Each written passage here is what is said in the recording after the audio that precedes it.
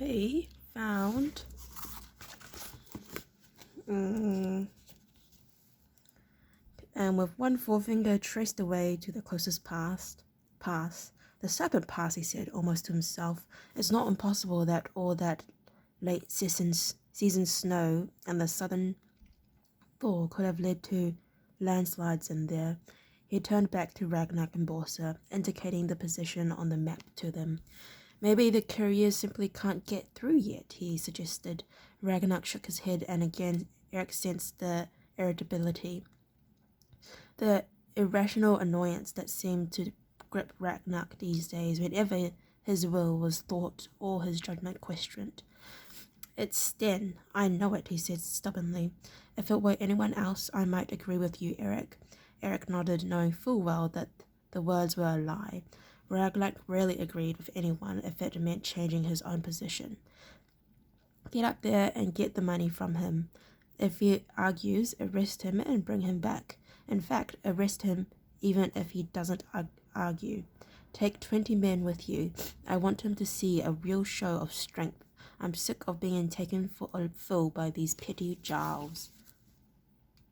Eric looked up in some surprise. Arresting a jarl in his own lodge was not something to be lightly contemplated, particularly for such a petty offence as a late tax payment. Among the Canadians, tax evasion was considered to be almost obligatory. It was a form of sport. If you were caught out, you paid up, and that was the end of it. Eric could not remember anyone being submitted to the shame of arrest on that count. Canadians were a free-spirited people, independent and proud of the fact, and Giles' followers held loyalty to their immediate superior to be more important than their allegations to the central lodge where Ragnar held sway. That might not be wise, he said quietly, and Ragnar glared up at him, his eyes searching for Eric's over the scattered accounts on the table before him. I'll decide what's wise, he grated. I'm Obergel, not you. The words were offensive. Eric was a senior jarl, and by long establishment custom, he was entitled to air his opinion, even though it might be contrary to his leaders. He bit back the angry retort that sprang to his lips. There was no point provoking Ragnar any further when he was in this mood. I know you're the Obergel, Ragnar, he said quietly, but Sten is a jarl in his own right, and he may well have a perfectly valid reason for this late payment. To arrest him in those circumstances would be unnecessarily provocative. I'm telling you, he won't have what you call a valid reason, damn it. Ragnar's eyes were narrowed, and now his face was suffused with his anger. He's a thief and a holdout, and he needs to be made an example of to others.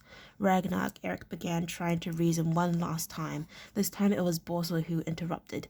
Jarl Eric, you have your instructions. Now do as you're ordered, he shouted, and Eric turned angrily to face him. I follow the Obergel's orders, Hilfman, not yours. Borsel realized his mistake. He backed away a pace or two, making sure that the substantial bulk of the table was between him and Eric. His eyes slid away from the other man's, and there was an ugly silence. Finally, Ragnar seemed to realize that some form of back down might be necessary, although not too much. He said in an irritated tone, Look, Eric, just go and get those taxes from Sten, and if he's been holding out on purpose, bring him back here for trial, all right? And if he has a valid reason, Eric insisted.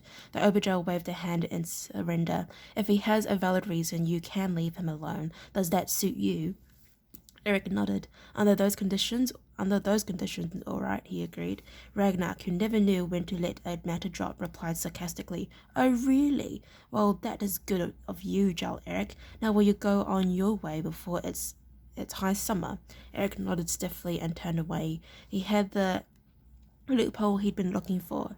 As far as he was concerned, the fact that Ragnar was an insufferable pain in the buttocks was a more than valid reason for not paying taxes on time. Mind you, he might have to find another way of phrasing it when he returned without a resting stand.